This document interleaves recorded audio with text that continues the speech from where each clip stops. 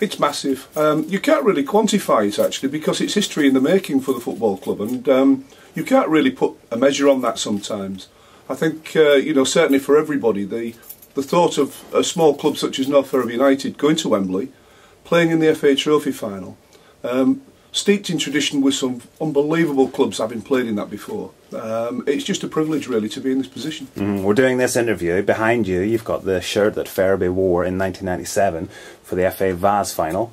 It's about time that was replaced with 2014-2015 season shirt. It would be lovely. I remember speaking to people actually back in '97 and reflecting on the fact that the great Pele and other people have never had the opportunity to play at Wembley Stadium, and our team, of course, obviously, were just immensely proud to go out there, and the prospect now of Ferriby actually going to the new Wembley and perhaps doing both Wembleys, for instance, in our lifetime is just unimaginable. Have you allowed yourself to dream of the final on March 29th?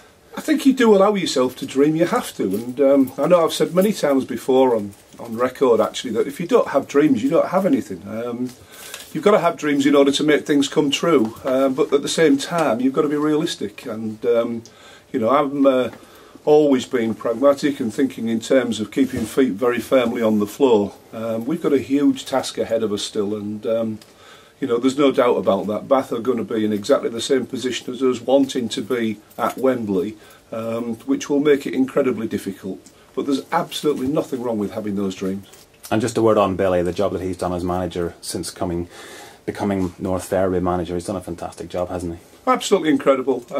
You can't start to you know, understate, you know, the job that's been done, because I think, effectively speaking, when we had the situation of his appointment, a lot of people frowned on whether it was the right choice or not. But I always said at the time, it doesn't really matter what people's opinions are. It's a question of who is the right person for the job, and being able to make that decision is always the most difficult one. But I've always looked back with a certain amount of satisfaction that the right decision was made, and for the right reasons, because he was the man for the job. His interest and his love of the football club is there.